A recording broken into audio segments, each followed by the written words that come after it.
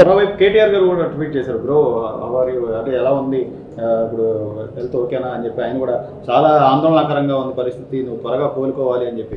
మరోవైపు మేడం ఈరోజు చిన్న గులకరాయి దెబ్బ ఒకవైపు అయితే సాక్షిలో హత్యా ప్రయత్నం అని చెప్పేసి ఒక పెద్ద హెడ్లైన్స్తో, అంటే గతంలో చూసాం నారావారి రక్త చరిత్ర అని చెప్పి అప్పుడు వివేకానంద రెడ్డి గారు ఇది ఎలా అయితే పెట్టారో, ఈరోజు జగన్మోహన్ రెడ్డి గారి మీద జరగగానే వెంటనే నారాసురుడు అని వెంటనే వితిన్ సెకండ్స్లోనే ఫ్లెక్సీలు పట్టుకుని వాళ్ళు ఆందోళన చేసే పరిస్థితి. అంటే ఇదంతా ప్రీ ప్లాంట్ కాకపోతే ఏమన్నారు? ఫ్లెక్సీ అప్పటికప్పుడు ఎలా తయారు చేస్తారు సార్, అన్నీ ముందుగానే రెడీ చేసి పెట్టుకొని కట్ షార్ట్ లొకేషన్ చేంజ్ అని ఫ్లెక్సీ పైకి ఎత్తారు.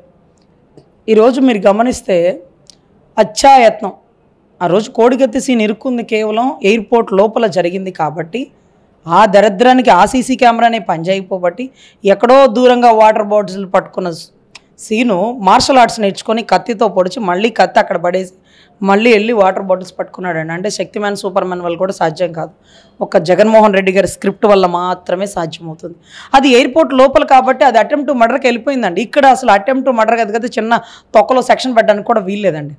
ఎందుకంటే ఇక్కడ ఏ ఆయుధం వాడారనేది ఇంపార్టెంట్, ఆయుధం దొరకల, ఏ వ్యక్తి చేసి ఉంటారనేది ఇంపార్టెంట్. ఇంకా వెతుకుతుండే పరిస్థితుల్లో ఉన్నారు, ఎవరో ఒకళ్ళని ఆ టైంకి పట్టి తట్టి లోపల ఒప్పించేసే పరిస్థితులు ఉంటాయి అనుకోండి, పర్సన్స్ దొరకల, ఏ ఆధారాలు లేవు. అది రాయా గ్రాఫిక్సా కూడా చెప్పలేము. ఒక లేజర్ లైటింగ్ వస్తుందండి, సడన్గా ఇలా వచ్చేస్తుంది, కరెంటు పోయినప్పుడు అది రాయిలాగా మనకు కనపడుతుంది. జస్ట్ మీరు విజన్ అండి, రాయిలాగా మనకు కనపడుతుంది, అది రాయి కాదు, లేజర్ లైట్. ఇలా లేజర్ లైట్ అలా తిప్పేశారనుకోండి, అప్పుడే అదే యాంగిల్ అక్కడ వాళ్ళకి మెసేజ్ వచ్చేస్తుంది, ఇప్పుడు మీరు జస్ట్ రైట్ తిరగండి అని. రైట్ తిరిగేశారు, ఆ లేజర్ లైట్ అలా వెళ్ళిపోయింది. అది చూడండి పాపం ఏదో రాయి తగిలింది అన్నట్టుగా మనకి సీసీ ఫుటేజ్లోనో కెమెరాలోనో అక్కడక్కడ కొంత కనపడుతుంది, కానీ అది రాయి కాదు. రాయి అయితే ఆ పరిసర ప్రాంతాల్లో ఆ క్యాన్వా లోపలే పడుతుంది. అంటే అంత తగిలినప్పుడు ఇక ఒకసారి ఒక వ్యక్తికి తగిలాక కూడా ఫోర్స్గా పోవడానికి అదేమి బుల్లెట్లు కాదు, ఇంకోటి కాదండి, ఎక్కడ పడింది అక్కడే దిగిపోతుంది. సో గురుత్వాకర్షణ శక్తి ఉంటుంది చూడండి, ఆ మాదిరిగా ఆ రాయి ఆ క్యాన్వా పైనే పడాలి, కానీ పడలేదు. అది రాయి కాదు, లేజర్ లైట్ లాంటిది వాడి ఉండవచ్చు. సో ఇటువంటి మసిపూసి మారేడాకు చేయడంలో జగన్ గారు ఎక్స్పర్ట్ కాబట్టి మళ్ళీ మనల్ని పిచ్చివాళ్ళని చేయడానికి లేజర్ లైట్ల ద్వారా రాయిలాగా చూపిస్తూ అదేదో వచ్చి పడింది, ఒక రాయి ఇద్దరికి తగిలిందంట. ఇప్పుడు చూసి కొట్టండి అన్న, ఎవరితోనో కొట్టించండి, ఒక రాయి ఇద్దరికి తగిలి బయటికి వెళ్ళింది ఏమైనా చూపించండి, దూరం నుంచి ఎవరు ఎంత బాగా కొడతారో చూడండి. అసలు చీకట్లో రాయిలు వేసి కొట్టే అంత నాలెడ్జ్ టెక్నాలజీ ఉన్నాడు అసలు ఆంధ్రాలో కాదు కదా, ఈ రాష్ట్రంలో లేకపోవచ్చు అండి, బహుశా ఈ దేశంలో లేకపోవచ్చు. చీకట్లో బ్రేకింగ్ ఇప్పుడు అంతుంది మేడం, ఫ్లోరింగ్ వాడి టైల్ ముక్కతో సింగ్ నగర్కి సంబంధించిన ఒక వ్యక్తి కొట్టాడు, నలుగురిని అదుపులోకి తీసుకుందాం అని చెప్పి అతన్ని వెల్లంపల్లి గారికి కూడా చూపించారంట పోలీసు. వెల్లంపల్లి గారు గుర్తుపట్టారా? ఒక కన్ను పోయిన వెల్లంపల్లి గారు ఆ సింహ చీకట్లో ఆయన నలుగురిని గుర్తుపట్టి నా మీద విసిరింది ఈ నలుగురే. ఆ నలుగురు సినిమా పొద్దుగూకులు చూస్తున్నట్టున్నారు నాకు తెలిసి. అక్కడ కూడా 5-6 తీసుకురాట్లా, 2-3 తీసుకురాట్లా, కేవలం 4 టార్గెట్ చేస్తున్నారు. పాపం ఆ నలుగురికి సంబంధం ఉండకపోవచ్చు అండి. అది కూడా ఫ్లోర్ టైల్ అంట. ఫ్లోర్ టైల్ మొక్క ఏమైనా దొరికిందా, లేకపోతే ఆ మొక్క ఏమైనా దగ్గర పెట్టుకున్నారా, మరి నాకైతే అర్థం కావట్లేదు. సో ఎనీవే ఇది పూర్తి ఎంక్వైరీ చేయాలండి. అన్యాయంగా ఆ నలుగురిని దయచేసి బలి చేయవద్దు. ఖచ్చితంగా వాళ్ళకి కేసుకి 100% సంబంధం ఉండదండి.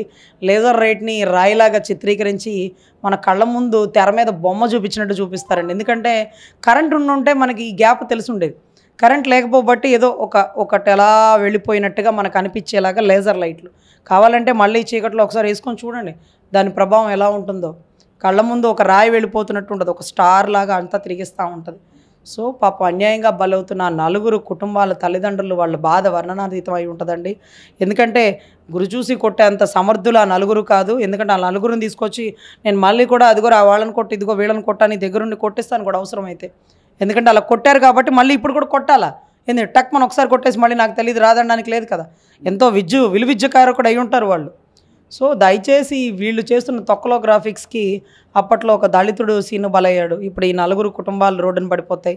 ఏంటి సార్ మీ సానుభూతి కోసం 4 తెచ్చి లోపలేసి కుమ్మి వాళ్ళని రేపు ఎక్కడ నోరు విప్పి నిజాలు చెప్పేస్తారని వాళ్ళని చంపించేసి, లేకపోతే వాళ్ళు అవును మేమే ఒప్పుకున్నాం, మేమే తాగి ఆ మత్తులో తెలియక రాయేసి కొట్టాం, మాకు చంద్రబాబు గారు అంటే మొదటి నుంచి ఇష్టం అంటాడేమో ఒక దరిద్రుడు, పోతా ఎవరో అన్నారు వాళ్ళు జనసేన వాళ్ళు అయి ఉండొచ్చేమోనని.